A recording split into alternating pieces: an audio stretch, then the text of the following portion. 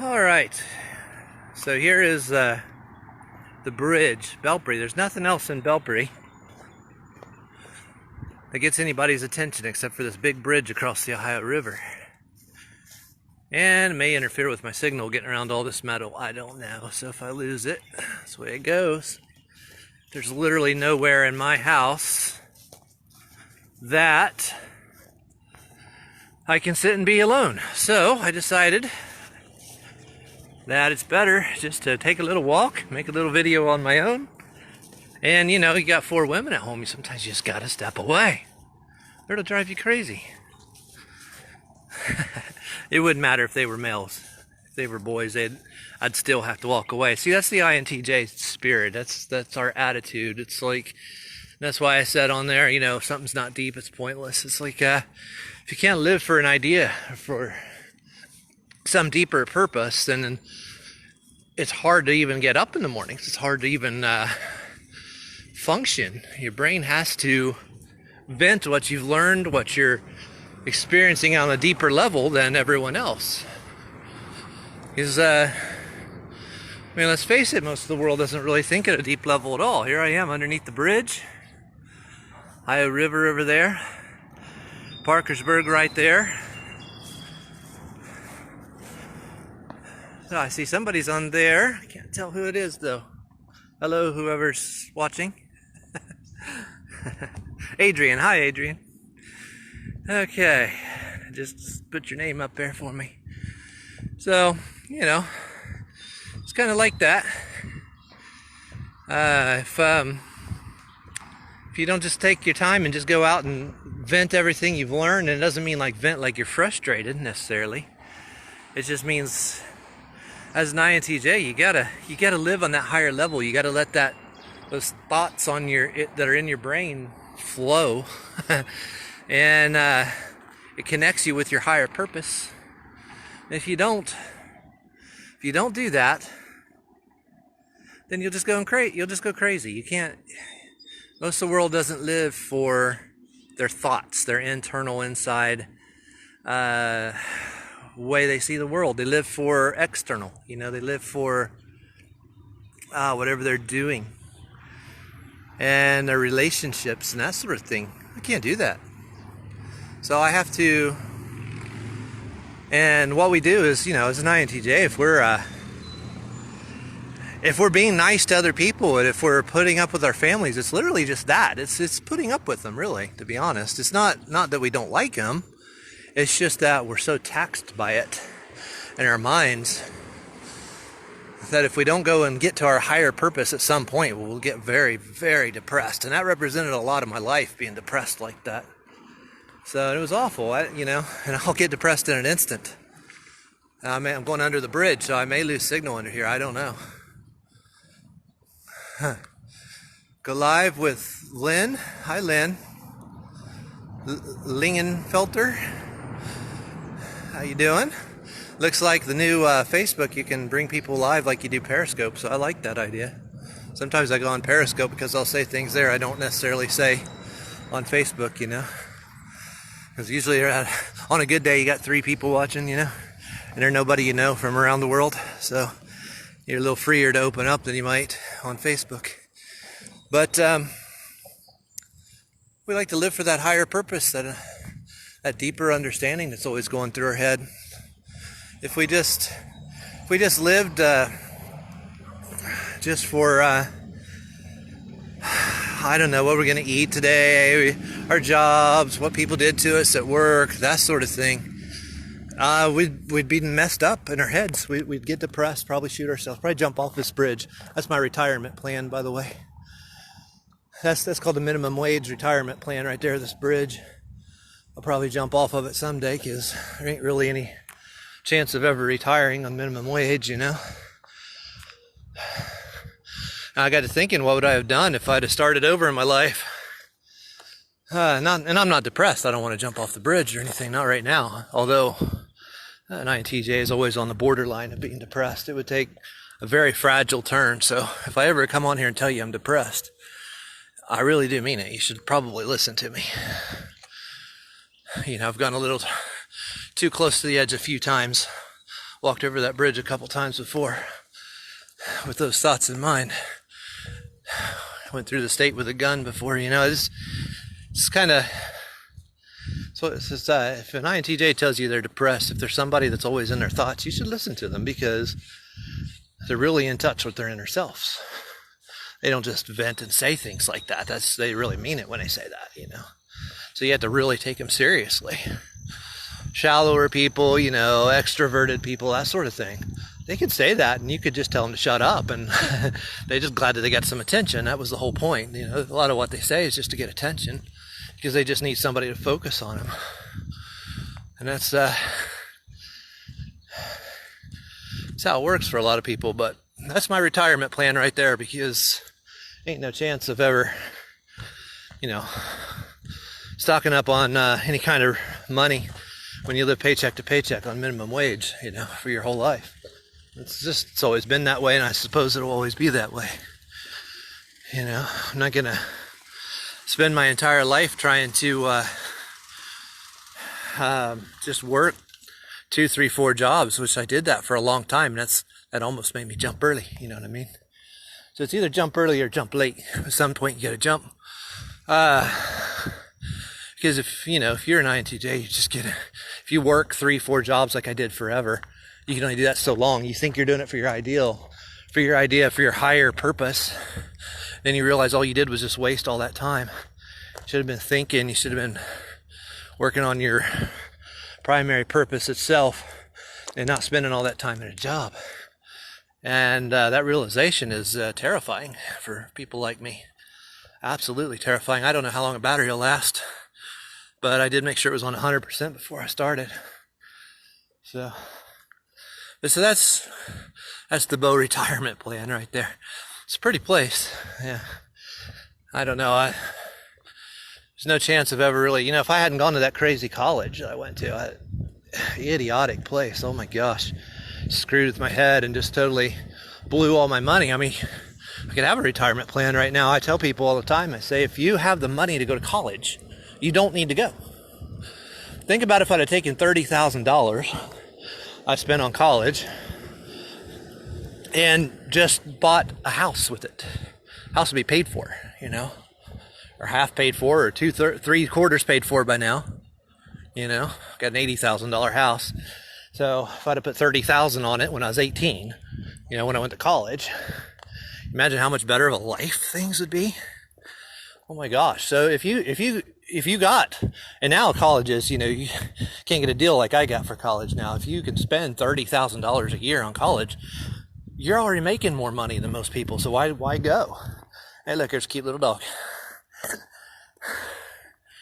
So, so what's the point? If you're going to spend 4 years, 30, 60, 90, $120,000 up at Marietta College, some of them spend more than that. I mean, that's more than I paid for my house. That's 30% more than I paid for my house. So what's the point in going to college? I mean, unless you're going to go and make $200,000-$300,000 a year, so there's no point. If you're going to get out there and make $12 an hour, $13, $14 an hour, you're really getting a raw deal. Hey, Kevin Brown, how you doing? Been a long time. So it was definitely a big mistake to go to Hiles-Anderson College. I mean, good things happen. You meet your wife there, I met my wife there. And where was she from? No, she was from around here. That's why I ended up here in Belpre area. Belpre's near Marietta.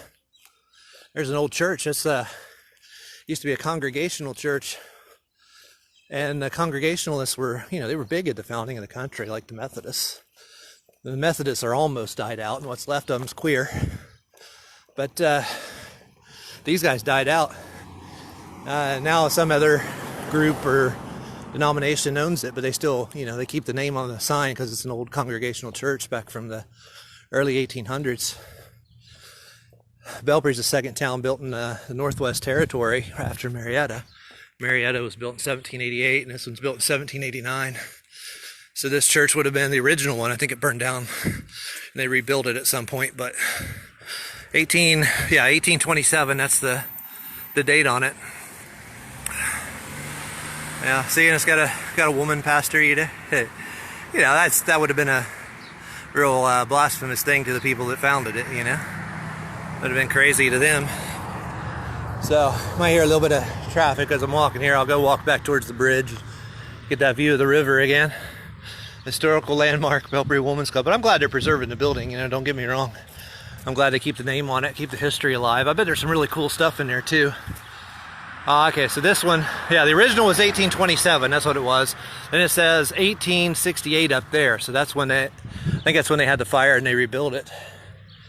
So it's pretty old for the New World. Any of you watching from another country, I mean, gosh, that's as old as we get it here in this country, just about, you know. I've been to places in Europe, you know, where, gosh, they were built in the 900s, you know. Big difference. So, anyway, so I went to that school, wasted my life, I think, really did. Doesn't mean everything was bad. No. Somebody thinks they're bad right there. Or they don't have a muffler. See, in West Virginia, they have that stupid car inspection. They're going over the bridge into West Virginia. So, Ohio doesn't have the car inspection, so you get a lot of crappy cars, which, I mean, I prefer that, really. But you have to put up with people like that. West Virginia was run by Democrats for like 60, 70 years. Mostly. And so the bureaucracy there is, gosh, it's almost on level with California. Nobody would think West Virginia is that bad, but it really is. West Virginia really sucks. This is the train bridge right here. Train bridge goes beside the traffic bridge there. This still gets used, but this bridge was built back in like the 1870s or 1880s. It's just really old, and it's unbelievable. They just still works, and you see trees growing out of it all the time. I always wonder, like, you know, how good are these pillars? I've been there 140 years, and here I am walking under it. I guess I'm not too scared, huh? But this is a nice area. I like living here. I really do. It's nice. It's pretty quiet for the most part, despite the fact that we had a meth lab built next street down from me. And honestly, you know, it's 99% white, probably. So you don't have the crime, and that's not saying that I don't like black people. It's not my point. Just saying that you don't have the crime associated with all the inner city and drugs and stuff nearly to the degree. In most white towns, it's like that, you know, whether anybody really wants to admit it or not. Here you've got, and that's the thing. People don't really understand what this George Floyd thing's really about. But and when you try to tell them the truth, they're not tuned in to be able to hear the truth. So people have a lot of ideas, and when you tell them the real truth, they can't hear it. It's amazing to me that they can't hear the real truth. Okay, so I can tell you the point what George Floyd was really about, and because I know Hugh, I'm writing his biography. All right, it's my second book. My first one, by the way, will be out on Amazon pretty soon. Got some guy in Kenya working on it. But, because I couldn't figure out how to put it on Amazon correctly. Oh, anyway, so what was George Floyd really about? George Floyd, okay, this is just it's a symbol of how they're marking Hugh's story. And you just be like, okay, no, that sounds crazy, because if that's the first thing you hear, it's too outlandish for you. Okay, it's like, gosh, where did you get that out of nowhere? No, it's not out of nowhere. Once you can understand who Hugh is, who he represents, that entire background, you start to realize, wow, all these events, starting all the way back from Kennedy, all the way to 9/11, all the way to George Floyd, they're all connected. Every single frickin' one of them. And they're all connected to the famous families and the fights that people are doing with each other for power and for influence. And Hugh's right in the middle of that music industry, right in the middle of a historical lineage. And so everything that happens, he's just right in the center of it. Well, anyway, what happened with Hugh is that he made Pink Floyd's music back in the 70s, okay? And he was playing it on synthesizer. I don't even know if that's like the original synthesizer he had from the 70s, and he was just playing it exactly how he recorded it or what. And I'm not really sure. All right, but he was playing that 2 years to the day. Okay, remember that George Floyd was killed May 25th. Okay, 2 years to the day before that, May 25th, 2018, and Hugh posted a video where he was trains. I wonder if it's going over this one. If it does, it's going to make a lot more noise. I'll start walking just in case. That's all the way across the river and it's that loud. If it comes by us, we'll never be able to hear nothing, so I'll just keep walking. So he was making that, he posted that video 2 years to the date before George Floyd. He was playing Pink Floyd's music, and he played it for right about 8 minutes and 46 seconds. Now others have tied it to 9/11 and saying, well, the first plane hit the World Trade Center at 8:46 a.m. And that's true, so it's very close to a similar amount of time. And it's okay to say that because all these things are connected, okay? So yeah, that makes perfect sense. But I can only cover one thing at a time, you know what I mean? I can't, because it's so hard for people to follow. You just have to say, oh, well, the story didn't come out of nowhere, so where is he getting all these pieces, okay? So you have to understand, I know what I'm saying. Just the bibliography on my book so far is 17 pages, okay? Typed, okay? I have 17 pages of bibliography. I promise you, I'm very, very thoroughly researching everything I'm saying. And I have 108 typed pages of notes just from Hugh. Not to mention the hundreds of websites and pictures and everything that I put together. And I'm just going to walk down this little street here, right parallel to the river. I'm going to get away from that train a little bit. Now now he posted that exactly 2 years to the day. Well, there's more to it than that. Now, not only did he play Pink Floyd's music that he wrote, okay, or synthesized, I guess, on a synthesizer, for about the same amount of time as Derek was on Floyd, 8 minutes and 46 seconds. In fact, you can go on my Facebook page. You can watch the video, okay? It's on my YouTube. It's on my Facebook. You can stop it right when he turns around to turn it off. It's real close to the exact amount of time that Derek was on Floyd, like within 2 seconds, okay? Now, also, it's hard to tell, but he had his right hand in his pocket, just like Derek. Then Hugh comes out and he picks up a souvenir book from the World's Fair. His aunt used to take him to the World Fair. His aunt's name was Marguerite Gardner, sisters with actress Ava Gardner, okay? Now, so she used to take him to the World's Fair. Well, we picked up a souvenir book. And in this souvenir book, on this video that he posted 2 years to the day before George was murdered, May 25th, 2018, 2 years to the day, okay? He holds up the page to the screen and he shows you Lloyd and Frederick, okay? Like, the last part, that's Derek. All right, while he's playing Pink Floyd in the background for the same amount of time. Now that's how close that he's been monitored and paid attention to. Now, if you don't know why, don't listen. The story's too big. You can't make one decision out of one issue and just blow it off like it didn't really happen, or no, that's just too crazy. Because if you had the whole picture, you would understand why it's going on. So what you do is you go, wow, that's amazing. You know, one coincidence, okay, but I can do this with his whole life. Look at this, okay? This is amazing. Again, and that was amazing too. It was very amazing what I just said. For anybody that can zoom in on truth, can tune in a little bit to hear even a little bit of truth, something just resonated with you in what I just said. But most people, they can't, okay? So everything just sounds crazy and they can't put things together. So they'll never go to the next level.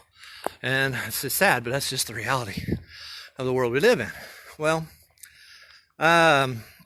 here's the next crazy thing. And there's so many things that in Hugh's life. Well, In 1957, he was captured by the pedo rapists, okay? Captured by the pedo rapists, and he was tortured in Osborne's basement. It's the family of Governor Chase Osborne of Michigan. Now, you heard of the Wizard of Oz. Well, that's all part of this whole same that's part of this whole same pedophile ring. All this is connected, and I know Wizard of Oz was created first. I get that. But the actresses, all right, actors and actresses are the Wallaces. Wallace family. Scarecrow was Wallace family. The Wicked Witch of the West, it was a kindergarten teacher. You can even see that on Wikipedia. They'll change that soon. I promise you they will. I've seen them change things live as I've been talking to Hugh before.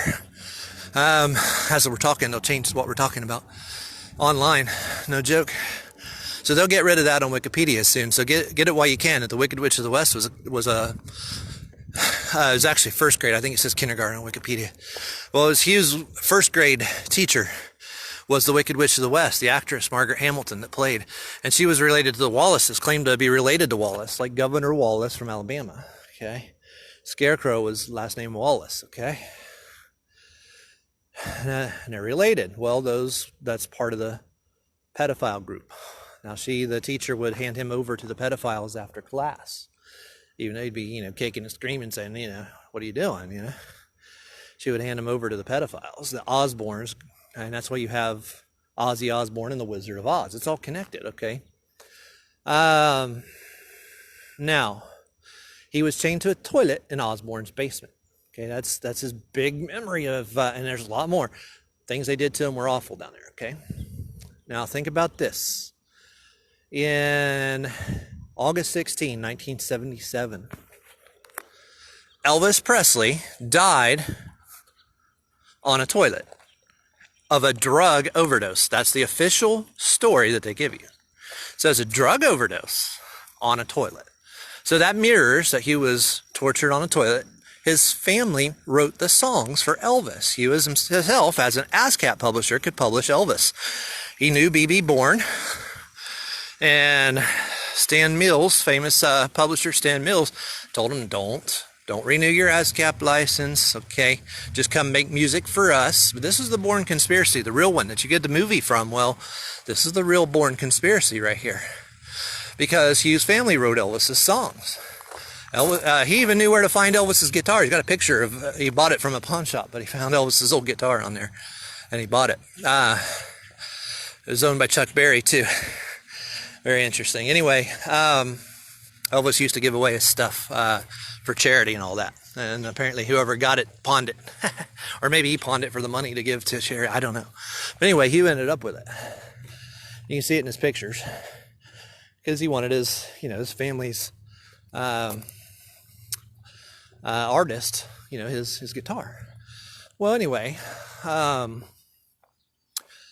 so August 16, 1977, Elvis died on a toilet of a drug overdose. That same year, Hugh had just stopped a drug trade that was being orchestrated by the CIA on his property. There's a lot of famous names involved with the people who were selling the drugs.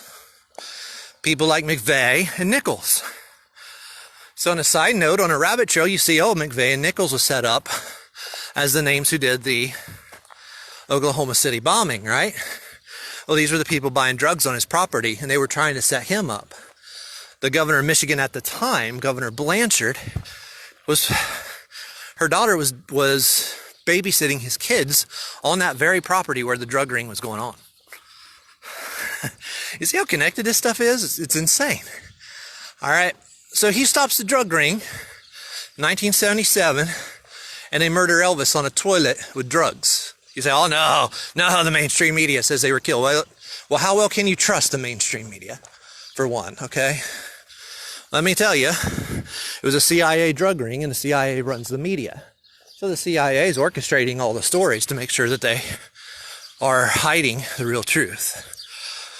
And you're getting all kinds of BS, like UFOs and ancient aliens and all this stuff just to hide the truth. Hugh knows all those guys too, by the way. He's got pictures with Giorgio Tsoukalos. And you got to understand, it's all Premier Network started in a bowling alley right there in Detroit, right there where he's from. Okay, he used to play right there, and I think in Premier Bowling Alley and a bunch of the other bowling alleys in that area and bars and stuff. Played with Ted Nugent. Steppenwolf, lead guitar, played guitar for him for a while. And bottom line, his band. Hey, Charlie Reed. So this all goes together, okay? So they killed Elvis August 16, 1977 on a toilet, which marks him being on a toilet, his family, and stopping the drug trade on his property. The CIA-led drug trade. Now get this. Just like I told you that 2 years to the day before George Floyd's murder, he posted that Floyd video where he was writing Pink Floyd's music, and he played that and showed a picture of Lloyd and Derek, and so you had Derek and Floyd while he's playing Pink Floyd in the background. 2 years to the day. You can see it right there on my Facebook, not far down. You can see it on my YouTube, okay? Bow and arrow, BOWE space N space arrow. For the same amount of time Derek was on Floyd was how long that he played Pink Floyd's music. Now, 10 years to the day after Elvis died, you go to, that would be August 16, 1987. 10 years later to the day. They tried to murder Hugh. They brought down his airplane, Flight 255, which went down on I-94, just outside of Detroit, okay, right outside of Wayne International Airport. All right, you can see the pictures. And if you go back to the stories, you find, they said one little girl survived that plane crash, when in fact it was one little girl and him that survived the plane crash. And, I posted his doctor bills and all that with that date on it and all that right there online, okay? So, what are the chances all this is going to happen like this? Well, one coincidence is a coincidence. You start doing things like this, and you realize somebody is planning and orchestrating his life. Well, it's not a coincidence when I'm talking to him, okay, online. Well, hear typing in the background. When's the last time you were listening to somebody or talking to somebody on Facebook, and every time you stop, you hear type, type, type, type, and then they stop because they just realized you stopped. Then you start talking and you hear type, type, type, type, type, type, type. They're listening to every freaking thing he says. It's been going on for a generation. Now, and that's not all. About 2 weeks ago, I was talking to him. And now remember, he's on the West Coast. I'm in Ohio, okay? Now, at the exact same time, our computers both freeze. Okay, we can't talk to each other. I had to turn it off, okay, to unlock it, okay? Exact same thing happened to him at the exact same time. As soon as we reboot our computers, it starts updating, both of us. What are the chances of that? Did that ever happen to you in your entire life? Probably not. Weird crap like that keeps happening all the time. I promise you, we'll be talking about something, looking at it on the internet, click it a few seconds later, and it's entirely different, the same page we were just looking at, because they're changing facts in real time. That's no joke, but nobody's going to believe it because nobody can hardly tune in to truth nowadays. It's insane how the world really is. They'll believe any lie in the world, UFOs, ancient aliens, Bigfoot. They'll believe anything that's just completely outlandishly stupid, but the truth they have no ability to see at all. And here's the crazy part about it. Everybody wants it to be the Illuminati. They want it to be the Freemasons that are the guilty party. And none of that's true. That's all BS. That's all bologna sandwiches. All distraction, diversion from what's really going on. When they hear the real truth, that it's not the Freemasons. In fact, it is pedophiles, pedophile cabals, okay? But it's people who want to make money. It's people that steal trademarks and want to thieve from your country. Some of them come from the Queen. Some of them come from France, like Huey Lewis in the news, whose real name isn't Huey. Okay? They stole that off of Hugh again. Okay, so it's another act of theft. But this is why they can't even clue into this. And this is what's crazy. Hey, David Bow. Just talking to my dad, David Bow. What are the coincidences? So it's not the Illuminati. It's not the Freemasons. It's none of that, okay? But it is people who like to steal things. It is people that like to make a lot of money through theft. That's 100% the reality of what's going on and what's controlling the world, if you will. Right now, like we said, we had Chase Osborne, who was the governor of Michigan, and Hugh was kidnapped in 1957 in Osborne's basement, and with a bunch of other kids, and they killed most of them. Now, and that connects to the Wizard of Oz, Ozzy Osbourne, and all this. That's why you still have Dr. Oz and all that. That's all the same pedophiles. Well, the FBI right now has the Osbournes running the sex crimes division. Michael Osborne and Gina Osborne. Okay. Gina Osborne, I think, might be out now. They don't put a whole lot of stuff about him online. And it will all disappear soon. So if it's still there, I've already screen clipped it because somebody's going to say, oh, that's not on the internet someday. Too late. Already got it. Okay. But trust me, a lot of stuff is going to disappear as the real truth comes out. So what people can't see is the real murders. As soon as they see murders, they run. Rather than run towards the story because that's the real truth, they run away from it because it's so much easier just to point fingers at some vague thing like Freemasons. Some vague conspiracy nonsense like, it's the Illuminati. And it's not. They're real people doing this. And when you're afraid to solve the real crime, solve the real murders, find the real murderers, point out the real names that are responsible, you're not tuned into reality. And so nobody wants to hear the real truth. They all want to live in La La Land and blame UFOs.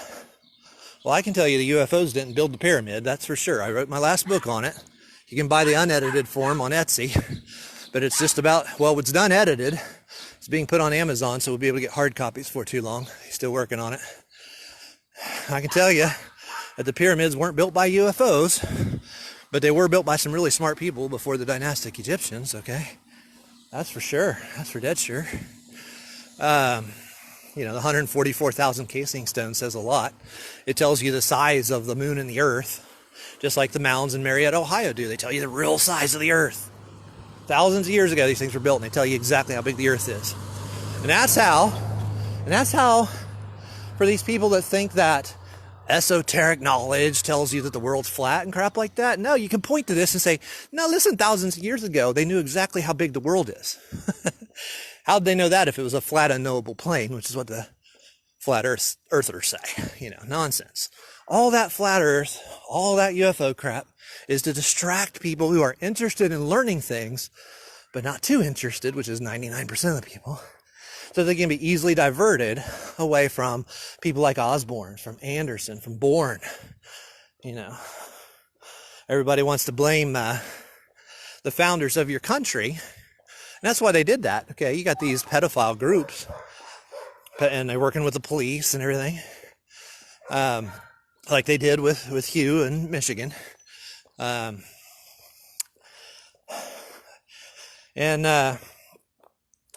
Gosh, I hate it when I lose my train of thought. Dog barked, it distracted me.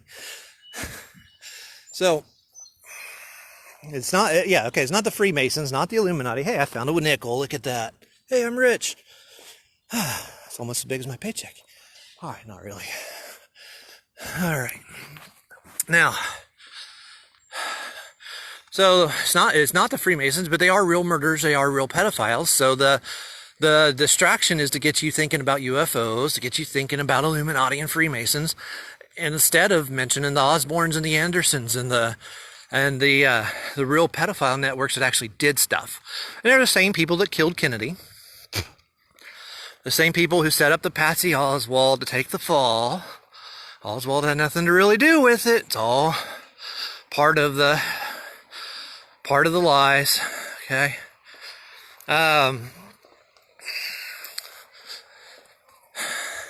It's all connected to Jimmy Hoffa. You say all these people are connected. All these events, these huge events, are connected. Yeah, they really are connected to the same pedophile groups, to the same police.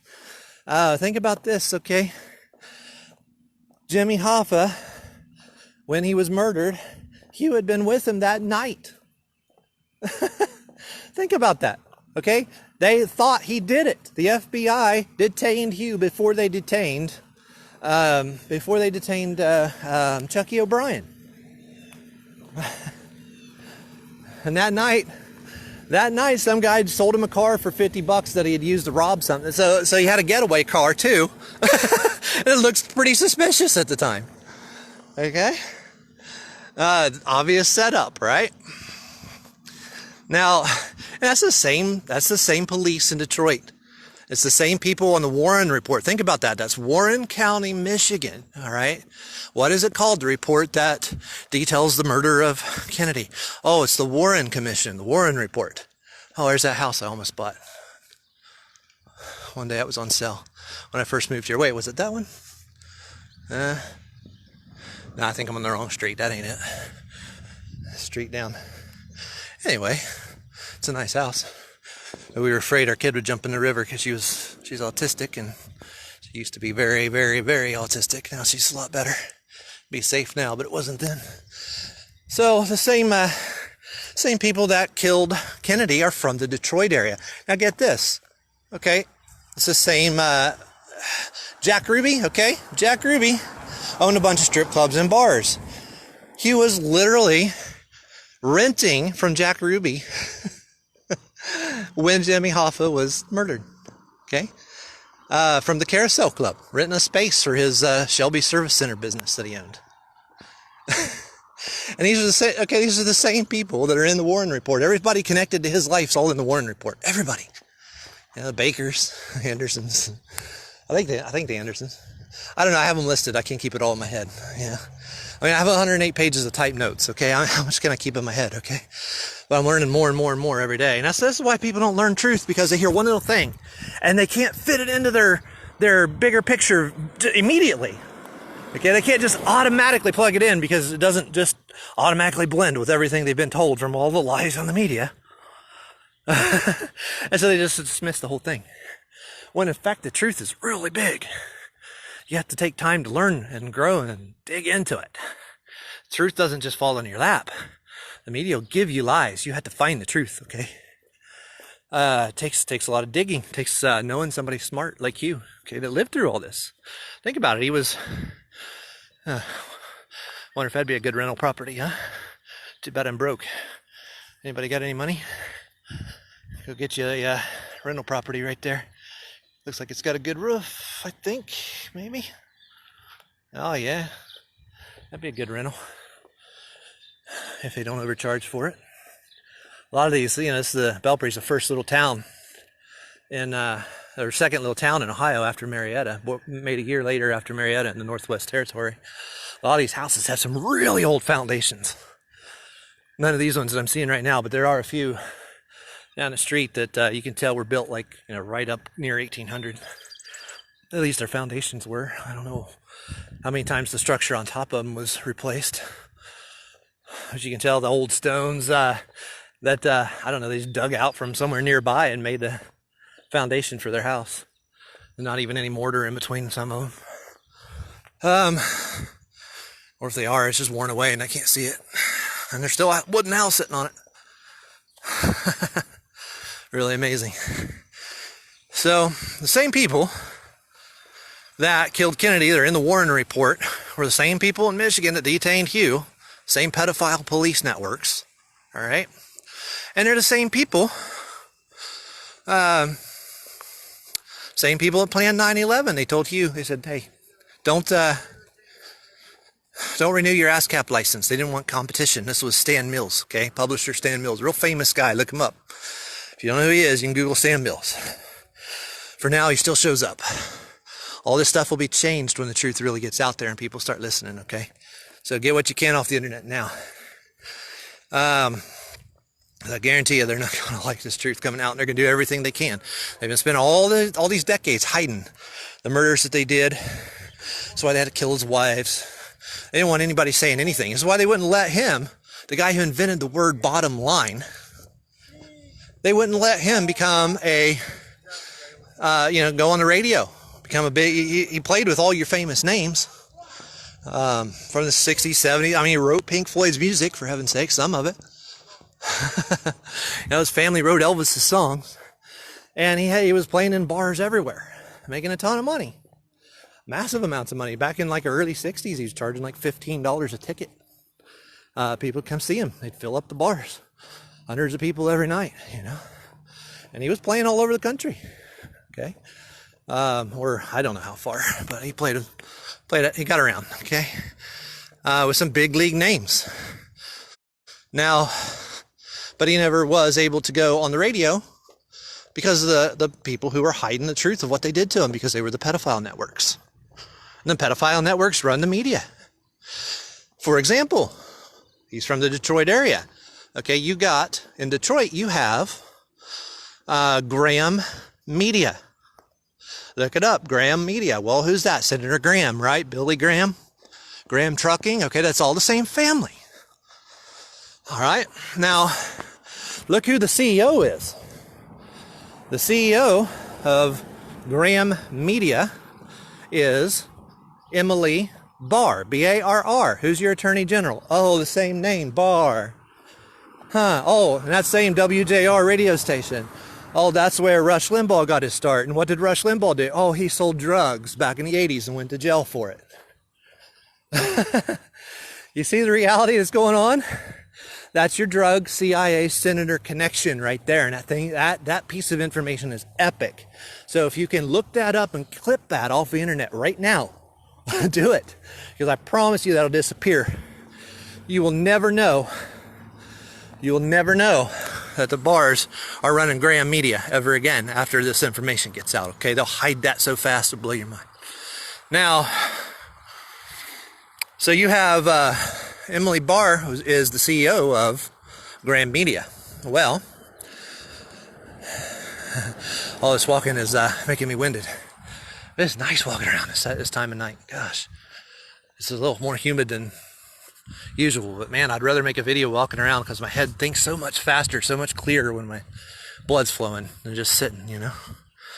Plus my attic's like 2,000 degrees hotter, even with the AC on. I can't deal with it. Now here's the toll bridge. Now if you're not familiar with this area, it's a toll bridge, private bridge over the Ohio River. You have to pay a toll on the other side. And it's really rusty. I wonder how many years it's got left. It's not nearly as old as, well, actually it's probably older than the newer bridge down there, but it's not nearly as old as the train bridge, but it's in a lot crappier shape. You think the fact that they collect tickets that they would be able to keep it up better. Always wonder if it's going to fall in someday. I'm going under a little echoey underpass here. Hopefully I don't lose signal. Hopefully not. Hopefully not. All right. Oh, and happy Father's Day to all the fathers out there. By the way, I think I forgot to mention that. David Bowe. Are you still on, David Bowe? Tell me hi or something if you're still on there. David Bowe, that's, I connected with him because I was looking into my, trying to find my relatives online and stuff, and heritage. Found out our heritage goes back to, as far as I could find, 1350s or so. And my wife's maiden name's Richmond, okay, and the Bowe Castle and Bowesville in Michigan, talk about Michigan, Freudian slip there. The Bowes Castle there in northern England is in the area where Richmond used to own as he was the feudal lord or whatever you call it, under, I don't know, Henry the 12th or 13th or something like that. I always get my number, which Henry mixed up every time. So anyway, very interesting history that me and David Bowe there got. My dad's name is David. My middle name is David. All right, so wonder if we got a storm coming. Oh, maybe so. Anyway, so back to 9/11. See, I lose somebody. I start talking about nothing, I guess. That's what happens. So back to 9/11. So 9/11 is planned by these same Detroit area pedos in your government. We had Barr, like we said, Emily Barr, who was the CEO of Graham Media. You have Senator Graham, who's Trump's best friend. You don't think Trump knows what happened on 9/11? That's what bothers me at these rallies. If you just take it at a surface level, you say, oh, wow, what Trump says is really cool, right? Most red-blooded Americans with any patriotism in him, agree with the surface level of what he says. But then you look and you go, there's no way he doesn't know about Barr. He appointed Attorney General Barr, who's connected to Graham Media, who's covering up for Rush Limbaugh's drugs. Rush Limbaugh sold drugs to Hugh's sister's husband, I think it was, if I got the connection right off the top of my head. And his name was Mark Mothers Ball. Kind of, the Ball part is spelled, ironically, is spelled the same as Rush Limbaugh, and he died of the drug overdose. Part of why Rush went to prison for selling drugs. Okay? Well, you don't think Trump knows any of that? You don't think he knows the connection between all this and 9/11? Of course he does. Yes, he does. And he's profiting from it. Okay? You're getting trillions of dollars in bailout money, or whatever you call it, stimulus money. Oh, get away from this road, it's too loud. Let's go back the other way, back the way I came. So, trillions of dollars in stimulus money, and you don't think any of that's going in his pocket? Yeah, well, it's going in his pocket. It's Democrats' pocket. The Republicans are in charge right now, so it's mostly going in Republicans' pockets. Nancy Pelosi wanted to start her own multi-trillion-dollar package here now, because she wants to get some in her pockets. You know, that's the way it goes. All your politicians are corrupt, every single one of them. Okay, so you agree with Trump when you hear his speech, but then you go, oh, but he knows what happened on 9/11 and he doesn't tell the truth.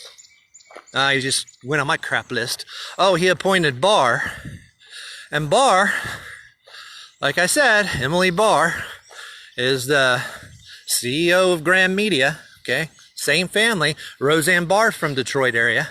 Okay, Roseanne Barr. Well, Hugh, when he was growing up, he went to his aunt, I think it was Marguerite Gardner, the same one that took him to his World's Fair, took him to Roseanne Barr's mother's house. Roseanne Barr used to keep alligators in her basement. I think she was arrested for it. I don't know if she got away with it or what, but she fed her husband to the crocodiles, killed him. Okay? And he's seen the crocodiles. Marguerite Gardner would go there. Ironically, his uncle in prison, he had a uncle in prison that would make alligator purses, and he always wondered if that's where the alligator skins came from. You know, maybe, maybe not. Marguerite Gardner, by the way, is in a book. She's and I bought the book, and it's about hold on, it's coming to me. Isabella Gardner, okay, and Marguerite Gardner's mentioned in it. That's Hugh's aunt, and Isabella Gardner was famous because of the museum that is in Boston, the Isabella Gardner Museum, that had a bunch of Da Vinci paintings stolen out of it. All right.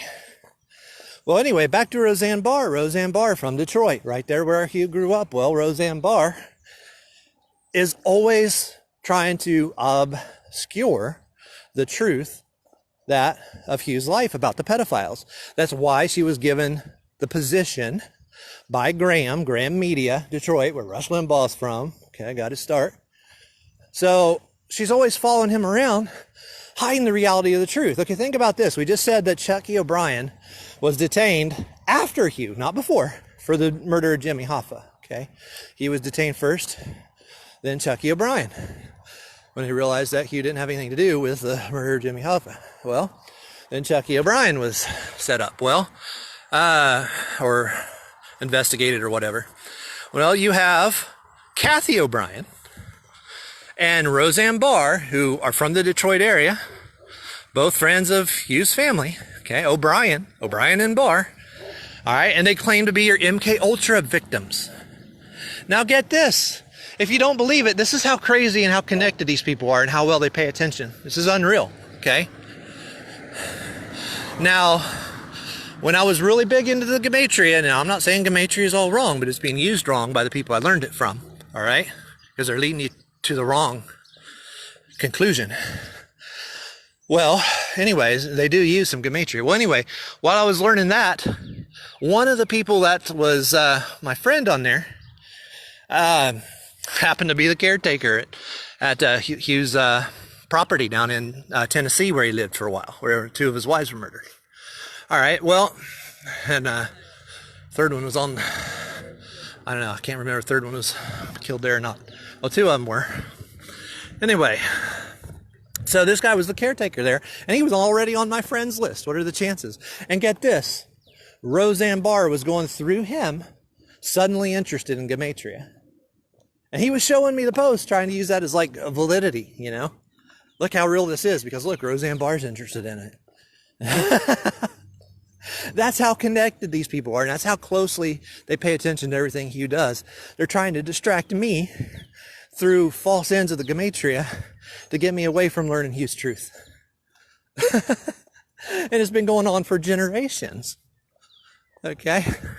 He's an old man, 66 years old, but Roseanne's about that age too.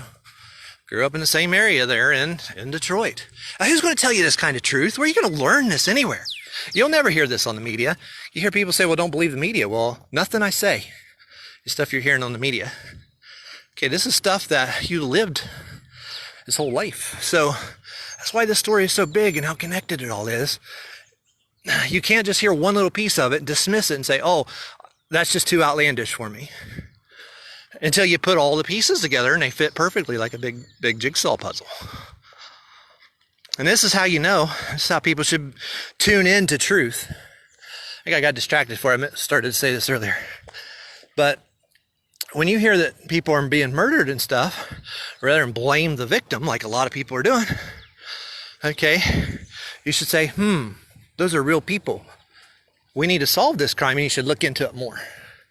That you know, when you hear 4 wives were murdered, okay, and not even one of them, not even when he was around or anything. So the idea of blaming it on him is ridiculous. And, you know, one was gassed and one was hung with a dog's leash while she was out taking a walk. 2 of them, he did CPR on him and brought him back. Helicopters rushed him to the hospital, and then they came in after the fact and killed him in hospital. That's how crazy these people are.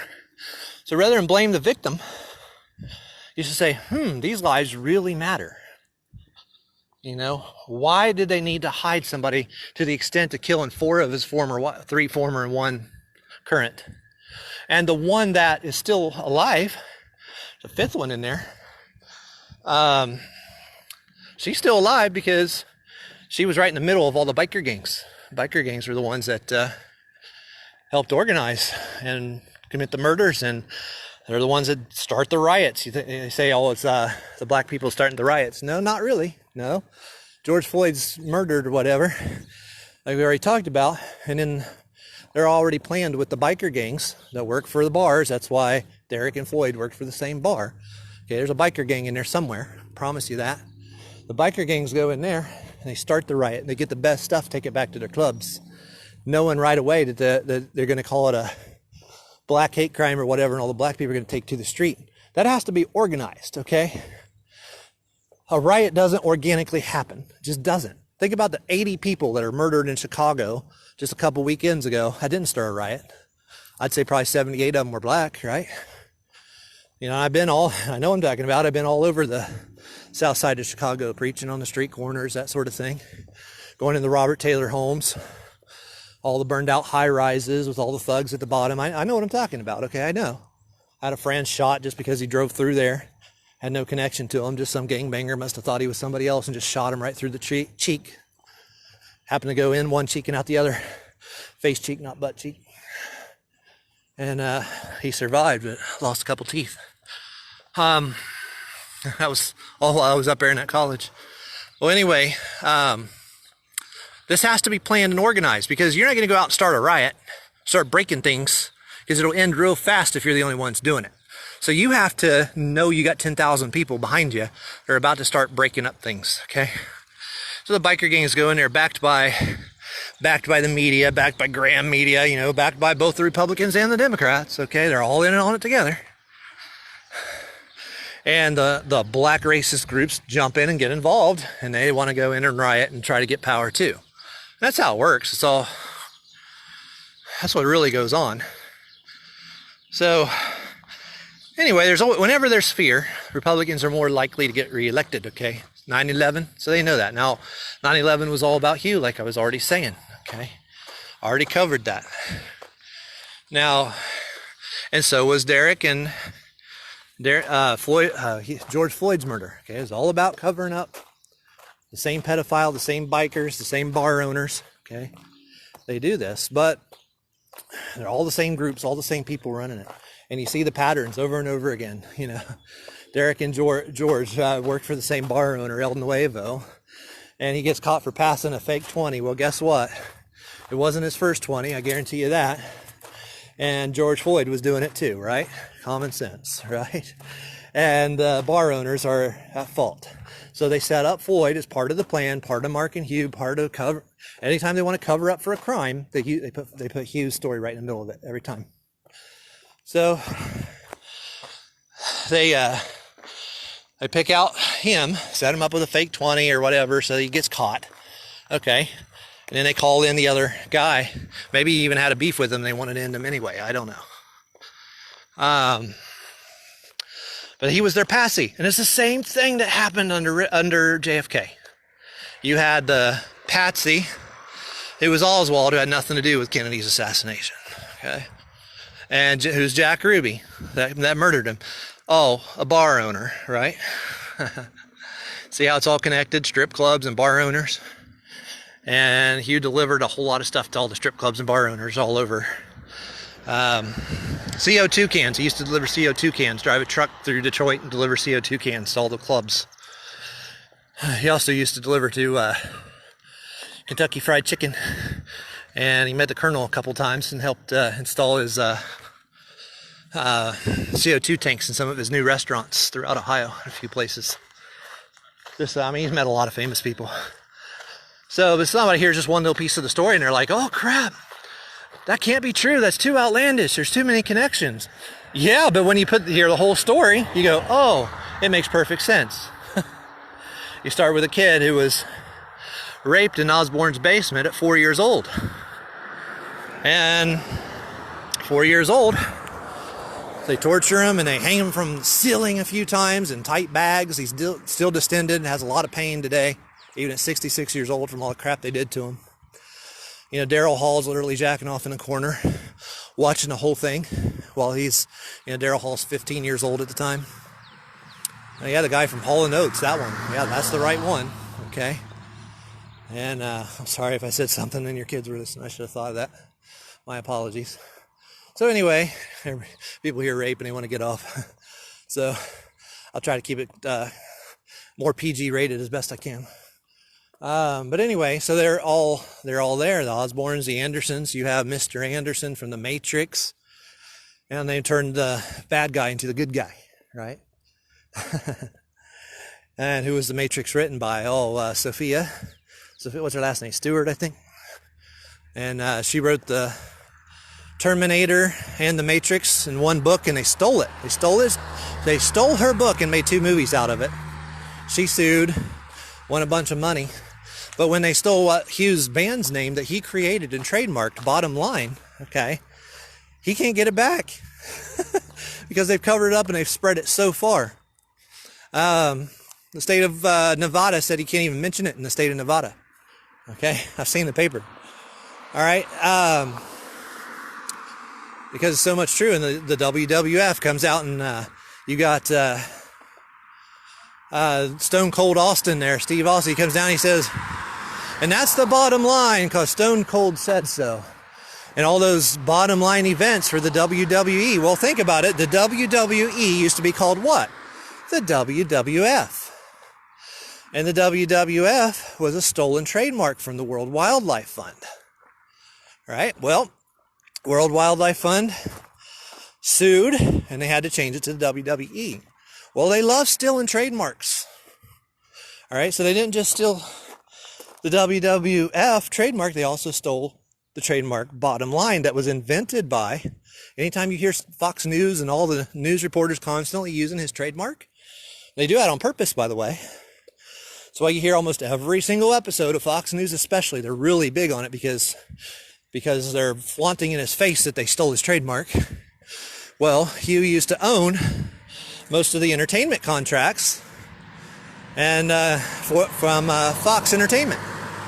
That was before Fox News was invented, before cable even. All right? One of those contracts, incidentally, was the song Send in the Clowns. He shows a copy of it. He's got the signature. He shows you the contract, okay? And here you got the Joker movie. And what do they play at the end of it? Send in the Clowns, flaunting it in his face. Okay? Flaunting in the face that they stole everything from him. Now, I should say he had a contract. That doesn't mean that the guy that wrote it couldn't have contracted with other people to. He could do that too. He wasn't like a exclusive contract or anything. So they didn't necessarily steal that song. They may have bought it from Sondheim or whatever the guy that wrote it. Well, but anyway, Hugh has a signed contract from Sondheim, or well, from its publisher, I guess. I don't. From Harry Fox Agency, from Fox Entertainment. And Sondheim's name is on it because he wrote it.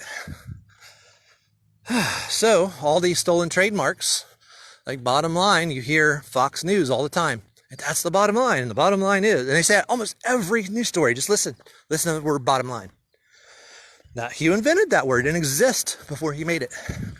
Roughly about 67 or so. 66, 67. Wasn't very old. He was only like 11. You got to understand, he was teaching his high school at 12 or 13. Had a lot of really amazing military teachers and all that. Lived right there by the tank plant in Detroit. Okay? For a reason. They were prepping him. He's a really smart guy. He wrote thousands of songs. Okay? So, anyway, so that's why you hear bottom line being stolen and used all the time. So the WWE stole it, and also back, one of the first people to steal it was Kennedy's press secretary. Fletcher Nebel was his name. So you have Fletcher Nebel writes a book, and he calls it The Bottom Line. It's a fiction book, but still, they stole his trademark, completely illegal. Why? Because he was big music, big industry. He, even at a very young age, he was playing in bars. Probably illegally, because we wasn't 18 yet. But it didn't matter, because they were paying a ton of money, and they were more than happy to have his band there. So, I don't know. Gosh, I said so much, didn't I? I'm surprised nobody's asked a question. You know, I thought this much information, and I know it doesn't all connect for everybody. I know that for a fact because there's so much involved in Hugh's story. Okay? So many famous names, famous places, famous bands.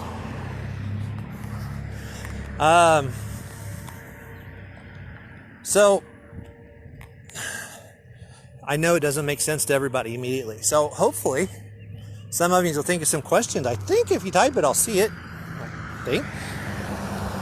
But if I don't, and I see it later, I'll try to answer your question later. But, you know, I got a few more seconds before I get home. Well, about 2 or 3 or 4 more minutes probably. I don't know. Nah, I'm still a couple blocks away, so probably 5 minutes. That's the most exercise I've gotten forever. So if you got a question, this is the time to ask. I'll try my best to answer your question.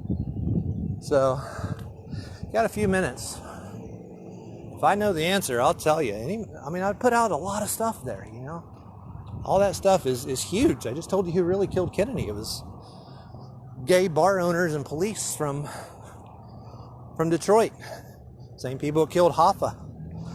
Same people that stole Bottom Line. Same people that did the child killings in Oakland County, just north of Wayne County.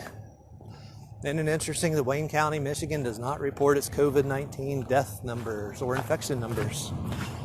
Go look to the CDC. They do not report it. What is that? Okay.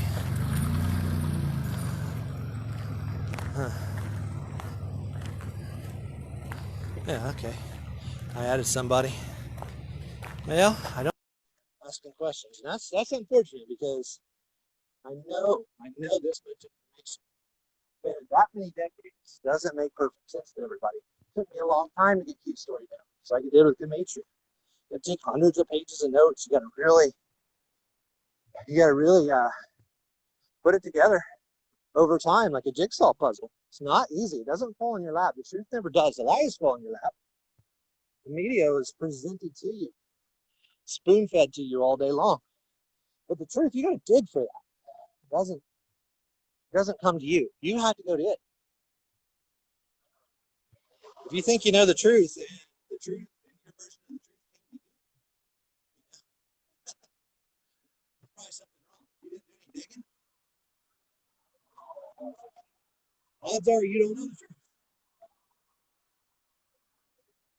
Or you hide it, no doubt. The truth is always mixed with lies. Lies is always mixed with truth. You know some version of the truth, some piece of the truth, but you don't know the whole thing. You know, because you just And they never are. There are people hiding 9/11 for heaven's sakes. You know, the people that stole Hugh's trademark, like Fox News, they know what happened on 9/11. Guarantee you they do. Because it was their people. Along with the Bushes that were part of it. You know, and back in 2001 on September 12th, one day after the big day, 2 days after, just by coincidence, that Sean Hannity was suddenly put on air there with Fox News. What are the chances? One day before, just in time for the big show? Yeah, Yeah, I'm sure that's just a coincidence, right? Well, what the heck was I saying? I think I'm getting tired from walking this far now. I'm almost back home now. Washington Boulevard. Got a storm coming. I think. Kind of looks stormy, doesn't it? Oh yeah, well it was Fox News and it was all these guys that did 9/11. Oh yeah, no, I know what I was gonna say. Back in 2001, the day after. I said the day before was when Sean Hannity was on, and the day after, Bin Laden came on air on CNN. Bin Laden said the truth that day, but all of us, including me at the time, didn't believe it. Bin Laden comes on there and he says, listen, I'm holed up in Afghanistan and they're trying to accuse me of this on 9/11, and I'm under the authority of the leader of Pakistan. I couldn't do that if I had to, and what I see looks like it was done for personal reasons. That was his quote. And yeah, we still got the video because he was smart enough on 9/12 to save that video, okay? Got a presence of mind on stuff like that. That's why you should save everything about George Floyd right now, because it won't be there later. People say you're lying, but if you got presence of mind, you'll be able to stick it in their face, okay? Well, anyway, so Bin Laden was telling the truth on 9/12. He had nothing to do with it, and it was done for personal reasons. And what are the personal reasons? The personal reasons for why it was done was the publishers. They wanted their money back from what Hugh had taken from them, okay? They were ticked when in the 80s he went in before Congress and helped renegotiate the Berne Convention. Started getting billions and billions of dollars in royalties from the publishers for the artists. And the artists aren't even smart enough or considerate enough to defend Hugh after he did that, and they attacked him on 9/11. Hold on. Too much noise. Okay. So that was the personal reasons he was talking about, that Bin Laden was talking about. 9/11 was done for personal reasons by publishers. They took that big old building down. Why do you think a Jew owned it, for heaven's sakes? All the publishers are Jews. Put it together. Okay. George Bush was a German Jew in the CIA. Oh, and he was there when Kennedy was killed. Oh, and he was president when 9/11 happened. Put it together. Same people that kidnapped Hugh. And they were after him on 9/11, getting the money back for all that money that he got when Congress revised the Berne Convention and made them start paying billions and billions of dollars more every quarter. Probably tens or 20s of billions of dollars to today. That was the early 80s, 40 years ago. Bern is B-E-R-N, like N-E, B-E-R-N-E, like Bern, Switzerland, in case you don't know what I'm talking about. Okay, so there you go. So that's the truth of 9/11. That's the personal reasons that bin Laden was talking about. Bin Laden was telling the truth. Your government lied to you. Okay, that's the fact. I don't care if nobody likes it. It's the same pedos, the same bar owners, same people that kidnapped you all the way back in 57. Same bar owners like Jack Ruby, okay, who ran the strip clubs, put it together. There's more than just strip clubs going on, just like Ruby Ridge and Valentino. They were defending the pedophile bars. That's the truth. It's all been same story. Every one of these big events that you see on TV. And so that's how it all connects to George Floyd today. So I'm going to hang it up here. I've been on a long time.